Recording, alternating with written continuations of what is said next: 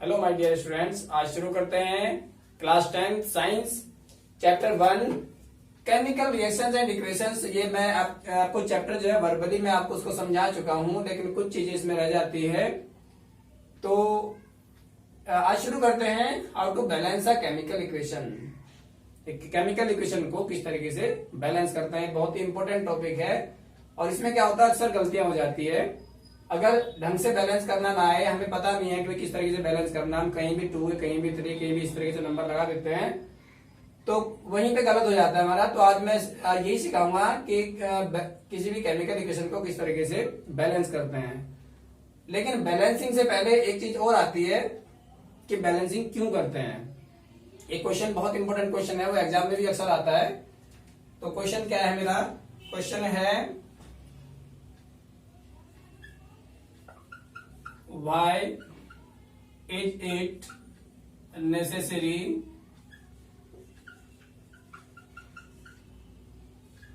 to balance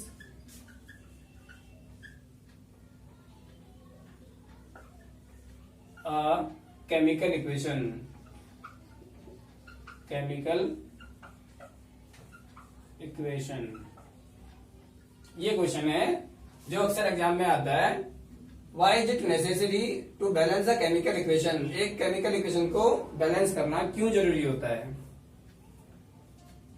तो इसका answer क्या होगा? इसका आंसर है, आंसर इसका हो जाएगा according to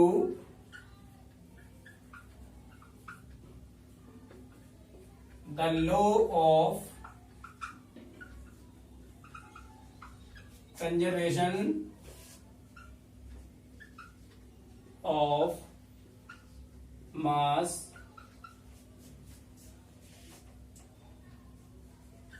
the mass of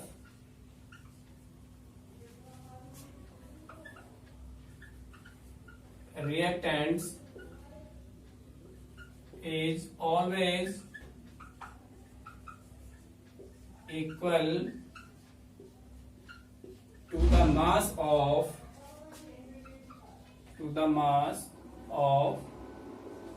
products।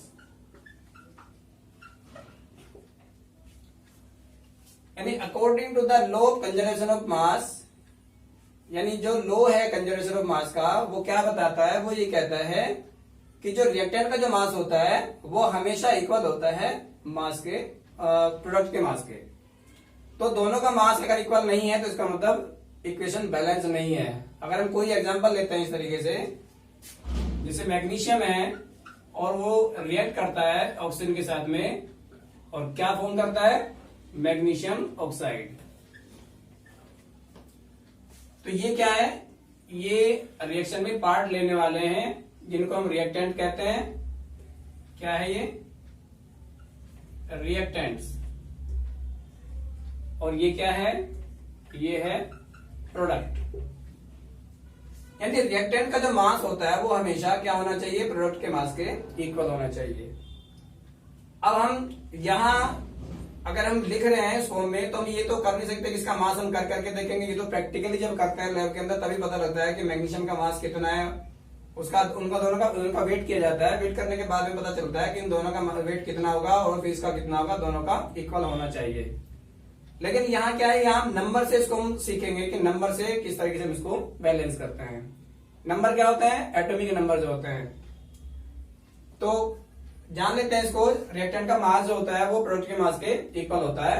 लेकिन यहाँ अगर हम इसको बैलेंस करने की बात करते हैं कि अगर ये बैलेंस है कि नहीं है, इसको चेक कर लेते हैं पहले कि ये बैलेंस है या फिर नहीं है।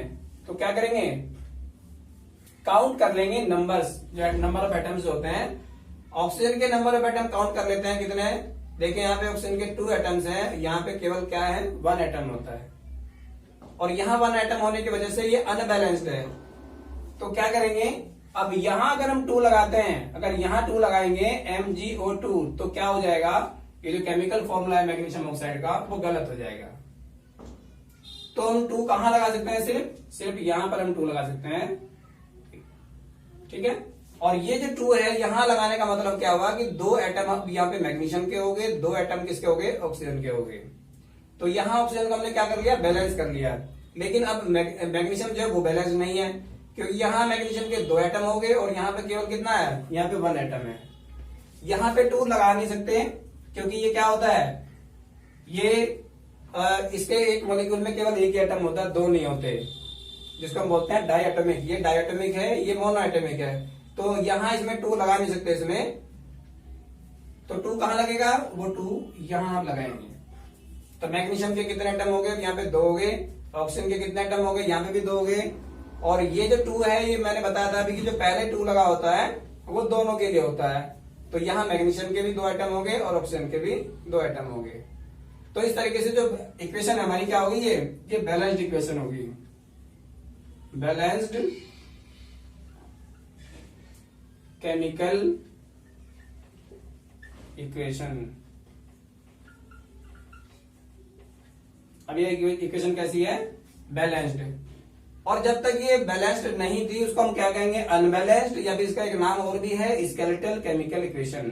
जब तक ये बैलेंस नहीं होती है तब तक उसको अनबैलेंस्ड केमिकल इक्वेशन या फिर स्केलेटल केमिकल इक्वेशन भी कहते हैं। अभी क्या है, ये बैलेंस्ड केमिकल इक्वेशन। अब ये क्या होगी, बैलेंस्ड होगी। तो आपने जान लिया, क्योंकि बैलेंस करने से पहले क्या जरूरी था, ये जरूरी था जानना कि बैलेंस करना क्यों जरूरी है, कैसे करते हैं। उससे पहले ये जरूरी हो जाता है कि केमिकल इक्वेशन को बैलेंस क्यों करते हैं। तो according to the law of conservation of mass, the mass of reactants is always equal to the mass of products. चलिए देखते हैं अब और इक्वेशंस लेते हैं, कुछ एग्जांपल्स, और उनको देखते हैं कि वो बैलेंस्ड है या नहीं है। अगर नहीं है तो क्या करना है, उसको बैलेंस भी करना है। तो सबसे पहले इक्वेशन क्या है कि अमोनिया डिकम्पोज हो जाता है। डिकम्पोज किस किस में होता है, नाइट्रोजन और हाइड्रोजन में। अब ये जो 2 आप देख रहे हैं यहाँ पे लगे हुए, ये 2 जो होते हैं, इसका मतलब क्या है कि नाइट्रोजन और हाइड्रोजन दोनों ही क्या होते हैं, डायएटॉमिक होते हैं। अब डायएटॉमिक होना मतलब यहाँ पे इसको ये इसके दोनों के सिंबल नहीं है, दोनों के मोलिकुलर फॉर्मूले हैं। क्योंकि हमेशा इक्वेशन में क्या लिखते हैं, मोलिकुलर फॉर्मूले लिखते हैं, खाली ओ नहीं लिखेंगे, क्योंकि ऑक्सीजन का जो सिंबल होता है वो ओ होता है। तो हमेशा उसका मोलिकुलर फॉर्मूला यानी O2 ये लिखा जाता है। H, हाइड्रोजन का सिंबल क्या होता है, H, लेकिन उसका जो मोलिकुलर फॉर्मूला होता है वो H2 होता है। तो हम हमेशा क्या करते हैं, इक्वेशंस में, केमिकल इक्वेशंस में हमेशा मोलिकुलर फॉर्मूला का यूज करते हैं, सिंबल्स का नहीं करते हैं। तो अब देखिए यहाँ पे चेक करेंगे, जैसे मैंने अभी इसमें बताया था कि इक्वेशन को बैलेंस करके, तो उसी तरीके से ये बाकी जो जितने भी इक्वेशंस हैं उनको भी बैलेंस करना है। तो सबसे पहले क्या देखते हैं, यहां देखिए नाइट्रोजन का केवल एक ही एटम है और यहां आप देखेंगे यहाँ पे 2 एटम है नाइट्रोजन के, तो इसका मतलब बैलेंस्ड नहीं है। यहाँ हाइड्रोजन का भी चेक कर लेते हैं, यहाँ हाइड्रोजन के 3 एटम्स हैं और यहाँ पे 2 एटम्स है, तो इसका मतलब इक्वेशन कैसी नहीं है, बैलेंस्ड नहीं है।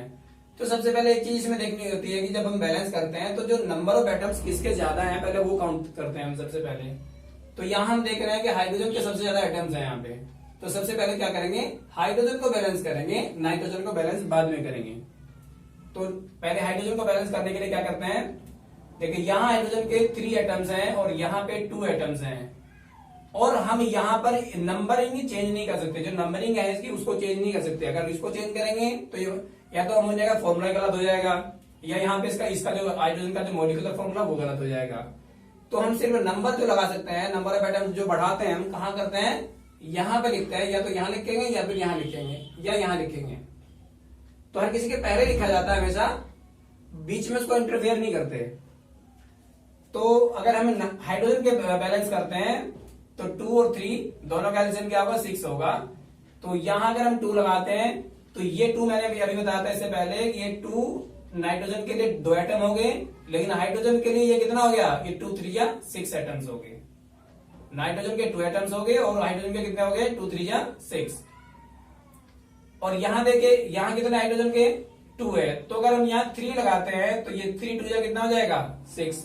तो क्या हो गया, हाइड्रोजन बैलेंस हो गया, 2 3 या 6 और 3 2 या 6 है। हाइड्रोजन के जो नंबर ऑफ एटम्स है वो इक्वल इक्वल हो गए दोनों साइड में। अब नाइट्रोजन देखिए, यहाँ पे नाइट्रोजन के 2 एटम्स हैं और यहाँ पर भी 2 एटम्स है, तो दोनों क्या हो गए, नाइट्रोजन और हाइड्रोजन दोनों बैलेंस्ड हो गए। तो ये इसका मतलब ये इक्वेशन कैसी होगी, अब बैलेंस्ड हो गई।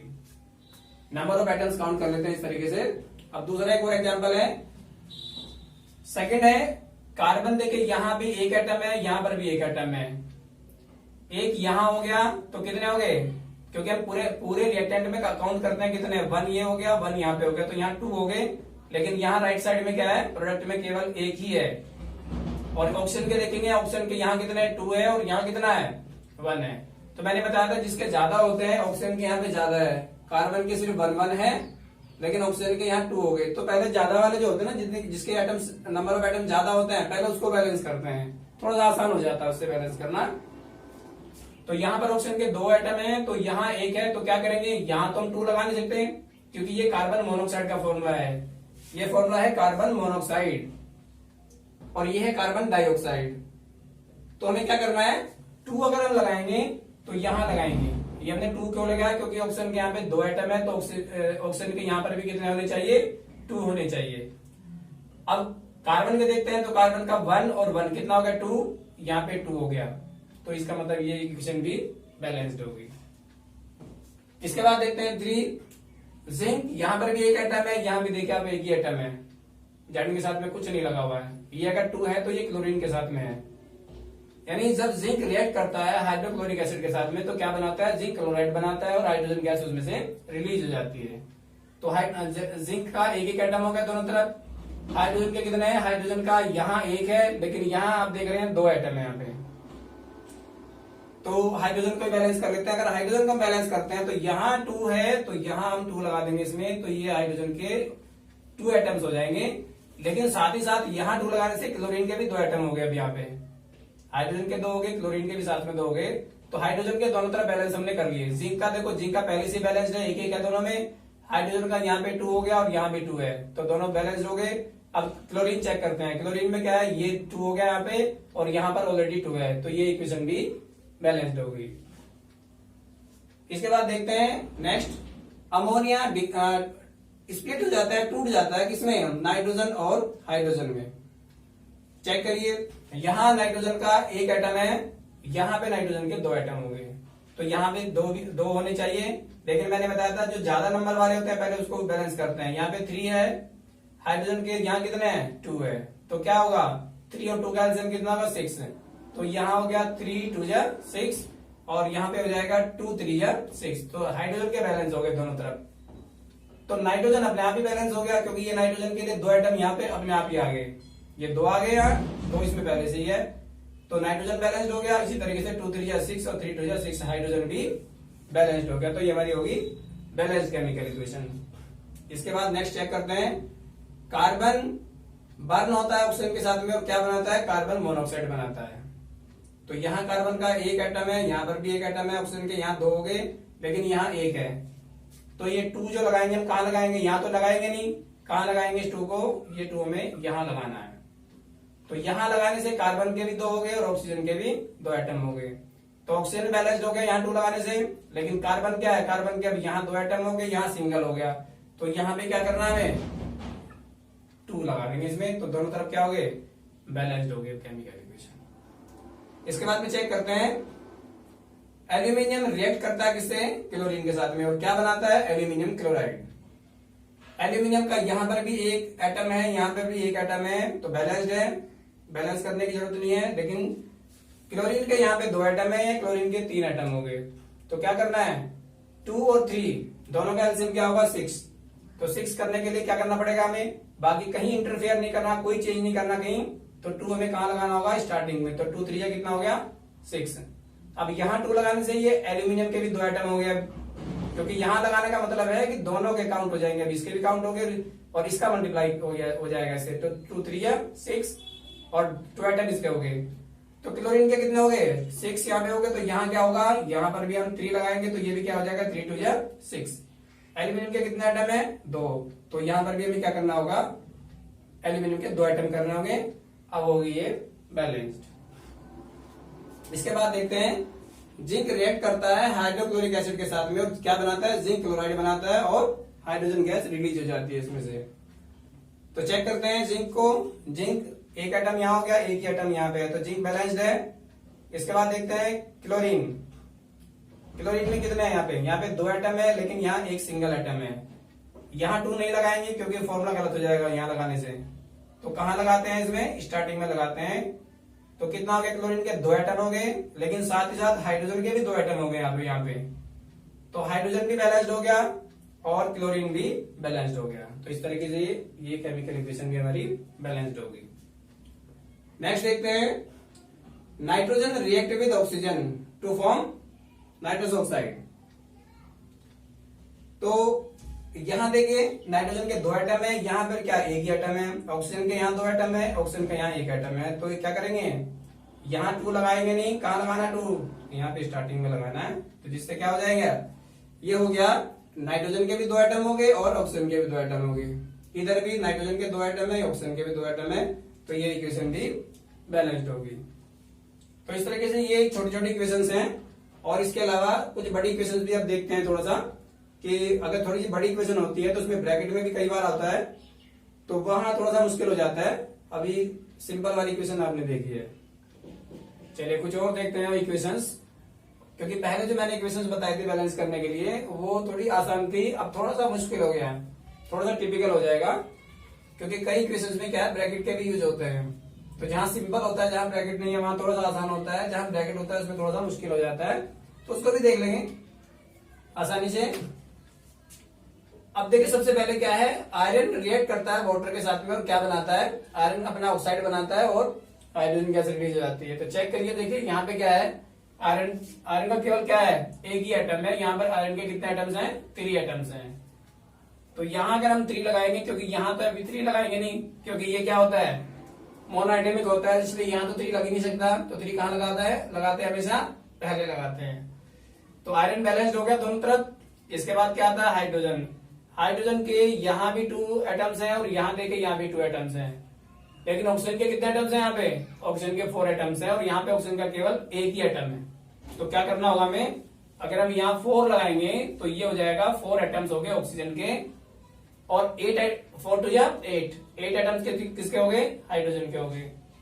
अब यहाँ देखिए ऑक्सीजन के तो बैलेंस हो गए, ऑक्सीजन के हो गए 4, तो यहाँ भी 4 है। आयरन के हमने बैलेंस कर ही दिए, और इसके हाइड्रोजन के कितने हैं, 4 टू 8। तो यहाँ क्या करेंगे 4 टू 8, तो ये बैलेंस केमिकल इक्वेशन होगी। इसके बाद देखते हैं H2O2 स्प्लिट हो जाता है H2O प्लस O2 में। चेक करिए, हाइड्रोजन के यहाँ पे 2 एटम है, यहाँ भी 2 एटम है। ऑक्सीजन के यहाँ 2 है, लेकिन यहाँ 3 हो गए, एक ही हो गया और 2 ही हो गए। तो कितने एटम हो गए, 3 हो गए। तो क्या करें, इधर भी कितने होने चाहिए, 3 तो होंगे नहीं। अगर हम यहाँ 2 लगाएंगे, 1 भी नहीं लगाते क्योंकि 1 तो ऑलरेडी यहाँ पे होता ही है। तो क्या करेंगे, यहाँ लगाएंगे हम 2। तो यहाँ 2 लगाने से अब हाइड्रोजन के कितने हो गए, हाइड्रोजन के हो गए 2 टू 4, और ऑक्सीजन के कितने हो गए 2 टू 4। तो पहले हाइड्रोजन के बैलेंस कर लेते हैं 2 टू 4। तो यहाँ भी क्या हो जाएगा, यहाँ 2 लगाने से ये हो जाएगा 2 टू 4। हाइड्रोजन के 4 हो गए, यहाँ भी 4 हो गए हाइड्रोजन के। ऑक्सीजन के कितने हो गए, ऑक्सीजन के हो जाएंगे 2 टू 4, और ऑक्सीजन के यहाँ पे कितने हो गए 2 ये हो गए और 2 ये हो गए, ये भी होगी बैलेंस्ड। इसके बाद एक और देखते हैं। अब ये देखो ब्रैकेट आ गया, इसमें ब्रैकेट का यूज किया है यहाँ पे। अब ब्रैकेट में कैसे करते हैं, ये है मैग्नीशियम हाइड्रोक्साइड यानी MgOH2 इसका फॉर्मूला है, और किसका रिएक्ट करता है, हाइड्रोक्लोरिक एसिड के साथ रिएक्ट करता है। क्या बनाता है, मैग्नीशियम क्लोराइड बनाता है और वाटर। अब ये यहाँ पर देखिए, चेक करेंगे इसको कि ब्रैकेट के अंदर 2 यहाँ पे एलिमेंट है हमारे, ऑक्सीजन भी है और हाइड्रोजन भी है, और इसमें ट्वाइस लगा हुआ है यहाँ पे। तो ये 2 हाइड्रोजन के लिए भी है और ये वाला 2 ऑक्सीजन के लिए भी है, यानी 2 एटम ऑक्सीजन के हो गए, 2 एटम यहाँ पे हाइड्रोजन के हो गए। तो काउंट कर लेंगे कितने एटम हो गए यहाँ पे हाइड्रोजन के। हाइड्रोजन के 2 एटम्स हैं, और हाइड्रोजन के आप यहाँ देखेंगे तो 2 एटम यहाँ पे हो गए। अच्छा 2 यहाँ पे हो गए और 1 ये हो गया, क्योंकि ये रिएक्टेंट के पूरे काउंट करते हैं ना। ये पूरा क्या है, ये पूरा हमारा रिएक्टेंट है, ये क्या है प्रोडक्ट। तो इसमें हम काउंट करेंगे तो हाइड्रोजन के कितने एटम हो गए यहाँ पे 2, और ये कितना हो गया 1, तो 3 हो गए। तो यहाँ कितने हैं, यहाँ 2 है, तो 2 इसमें 3 तो बन नहीं सकता 2 का, तो यहाँ क्या लगाएंगे हम 2 लगाएंगे इसमें। तो ये कितने हो गए 2 टू 4। अब यहाँ कितने 2 ये हो गए। अब यहाँ भी कितने हो गए हाइड्रोजन के 2 ये हो गए और 2 ये हो गए। तो कितने हाइड्रोजन के आइटम्स हो गए, हाइड्रोजन के आइटम्स हो गए 4। अब अगर यहाँ 2 हमने लगाया तो ये क्लोरीन के भी चेंज हो गए, क्लोरीन के 2 आइटम यहाँ हो गए। क्लोरीन के कितने आइटम है यहाँ पे 2 है ऑलरेडी। मैग्नीशियम का यहाँ पे भी 1 है और यहाँ पे भी 1 है, तो बचा क्या, ऑक्सीजन बचा। अभी ऑक्सीजन के यहाँ कितने आइटम है 2, और यहाँ कितने आइटम है ऑक्सीजन के, यहाँ भी 2 है। तो ये इक्वेशन भी बैलेंस्ड होगी। इसी तरीके से एक और देखते हैं नेक्स्ट, एल्यूमिनियम हाइड्रोक्साइड जब स्प्लिट हो जाता है, डिकम्पोज होता है किस किस में, एल्यूमिनियम ऑक्साइड और वाटर में। एल्यूमिनियम के यहाँ काउंट, अगर यहाँ काउंट करते हैं तो एल्यूमिनियम के 2 एटम यहाँ पे हमारे पास में, यहाँ सिर्फ एक ही एटम है, तो क्या करना होगा हमें, यहाँ 2 लगाना होगा। तो यहाँ एल्यूमिनियम के कितने एटम हो गए, 2 हो गए। यहाँ भी एल्यूमिनियम के कितने एटम हो गए, 2 हो गए। और अभी यहाँ पे चेक करते हैं कितना, अब ये 2 जो लगा है यहाँ पे, स्टार्टिंग में 2 लगने का मतलब है कि ये एल्यूमिनियम के लिए भी है, ये ऑक्सीजन के लिए भी है और ये हाइड्रोजन के लिए भी है। तो यहाँ कितना हो जाएगा, 2 2 जा 4। हाइड्रोजन के भी 4 हो गए और ऑक्सीजन के भी 2 2 जा 4 हो गए। अब यहाँ चेक करते हैं हाइड्रोजन के कितने हैं, हाइड्रोजन के यहाँ पे 2 है, कितने होने चाहिए, 4 होने चाहिए, 2 2 जा 4। तो ये हो जाएगा, यहाँ पे 2 लगाएंगे तो ये बन जाएगा 2 2 जा 4। ऑक्सीजन के कितने होने चाहिए, ऑक्सीजन के यहाँ पे 2 है और यहाँ पे 2 की मल्टीप्लाई 2 से करेंगे 2 2 जा 4। ऑक्सीजन के कितने हो गए, 4 हो गए, तो 3 ये हो गया और 1 ये हो गया, तो ये भी काउंट हो गया 4, तो ये भी बैलेंस्ड होगी। इसके बाद देखते हैं एल्यूमिनियम सल्फेट किसके साथ रिएक्ट करता है। एल्यूमिनियम सल्फेट रिएक्ट करता है सोडियम हाइड्रोक्साइड के साथ में, और क्या बनाता है, एल्यूमिनियम हाइड्रोक्साइड बनाता है और सोडियम सल्फेट। अब काउंट करें, सबसे पहले इसमें सल्फर को देख लेते हैं, क्योंकि यहाँ ब्रैकेट में देखो, ब्रैकेट में मैंने क्या बताया था कि ये ऑक्सीजन के हो जाएंगे 3 4 जा 12 और सल्फर के कितने हैं, सल्फर के हैं 3। अगर यहाँ सल्फर के 3 है तो यहाँ भी सल्फर के, यहाँ सल्फर का 1 है सिर्फ, क्योंकि सोडियम के 2 एटम हो गए, ऑक्सीजन के 4 एटम हो गए, लेकिन सल्फर का एटम एक ही है।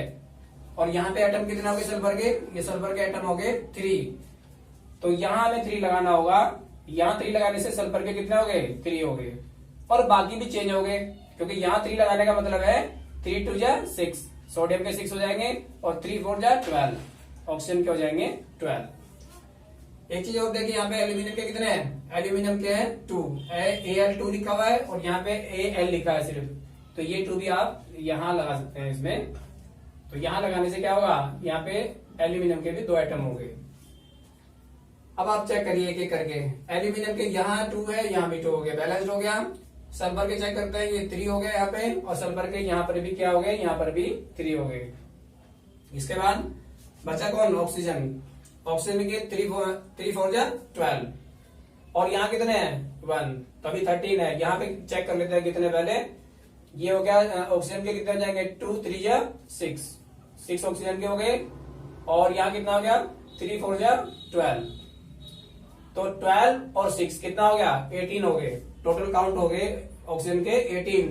और यहाँ कितने हैं, यहाँ है 3 4 जा 12 और यहाँ पे क्या होना चाहिए 6 होना चाहिए। फिर यहाँ पे अगर 12 में 6 ऐड हो जाएंगे तो कितना बन जाएगा, टोटल 18 बन जाएगा, टोटल 18 हो जाएगा, क्योंकि प्रोडक्ट में ऑक्सीजन के एटम्स कितने हैं 18 हो गए काउंट करके। तो यहाँ भी कितने होने चाहिए 18 होने चाहिए, तो 3 4 जा 12 और 12 में 6 प्लस करेंगे तो ये हो गया 18। अब चेक करते हैं सोडियम, सोडियम में कितना है 3 2 जा 6, यहाँ पर भी कितना होगा सोडियम के 6, और बचा क्या इसमें हाइड्रोजन, हाइड्रोजन के कितने हैं 6, और यहाँ हाइड्रोजन के कितने हैं 2 3 जा 6, क्योंकि और आगे हाइड्रोजन नहीं है, तो ये होगी बैलेंस केमिकल इक्वेशन। तो इस तरीके से क्या करता है, नंबर ऑफ एटम्स जो है काउंट कर लेते हैं दोनों साइड में। इसके बाद देखते हैं नेक्स्ट, नाइट्रिक एसिड जो होता है रिएक्ट करता है कैल्शियम हाइड्रोक्साइड के साथ में, और क्या बनाता है कैल्शियम नाइट्रेट बनाता है और वाटर।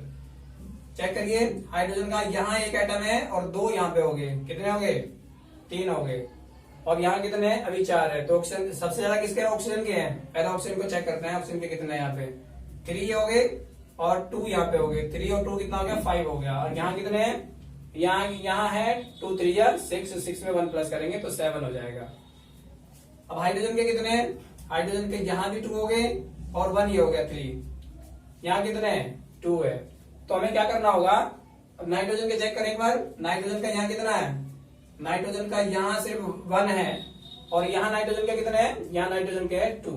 तो सबसे पहले चेक कर लेते हैं, यहाँ 2 लगा के नाइट्रोजन के पूरे कर लेते हैं पहले, क्योंकि नाइट्रोजन के यहाँ भी 2 हो गए और यहाँ भी नाइट्रोजन के 2 एटम हो गए। कैल्शियम का देखते हैं कि अगर कैल्शियम है तो कैल्शियम तो यहाँ भी 1 है और यहाँ भी 1 है, तो कैल्शियम पहले से ही बैलेंस्ड है। अब चेक करते हैं नाइट्रोजन, नाइट्रोजन यहाँ कितने एटम हो गए 2 एटम हो गए, और यहाँ कितने एटम है नाइट्रोजन के यहाँ भी 2 एटम हो गए।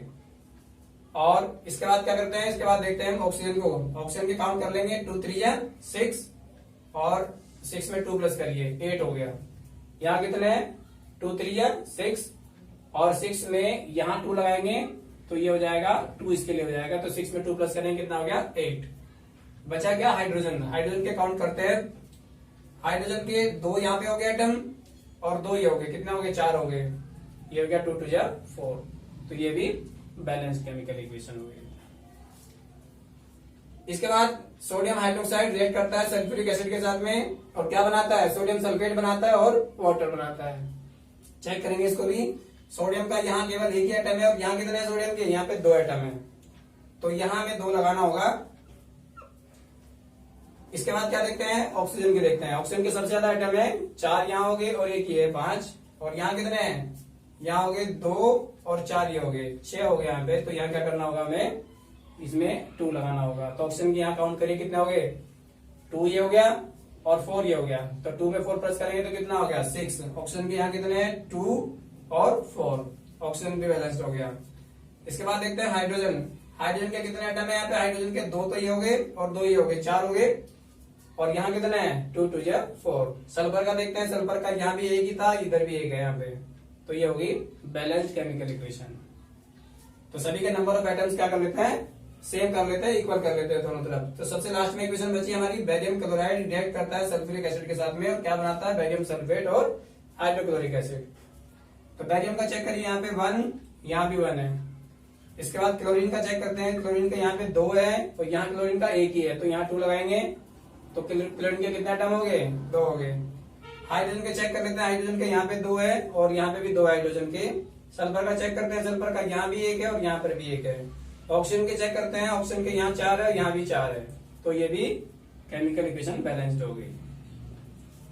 तो इस तरीके से थोड़ी सी इसमें प्रॉब्लम आती है जब ब्रैकेट वगैरह होते हैं या थोड़ा सा जो फॉर्मूले होते हैं बड़े हो जाते हैं। मैंने अपनी पहली वीडियो में बताया भी है कि सबसे पहले आपको क्या करना है, सबसे पहले आपको जितने भी फॉर्मूले होंगे, केमिकल फॉर्मूले जो होते हैं, उनको नेम के साथ में, केमिकल नेम के साथ में उनको लर्न करना है, क्योंकि वो अगर आपको केमिकल फॉर्मूले आते होंगे तभी आप उसको बैलेंस कर पाएंगे, नहीं तो क्या होगा, कहीं भी केमिकल फॉर्मूला गलत हो जाएगा, और केमिकल फॉर्मूला गलत हो जाने का मतलब है पूरी इक्वेशन बैलेंस नहीं होगी, गलत हो जाएगी। तो ये मैंने कोशिश करी थोड़ा सा इसको बताने की, समझाने की, तो आप इसकी प्रैक्टिस जरूर करना।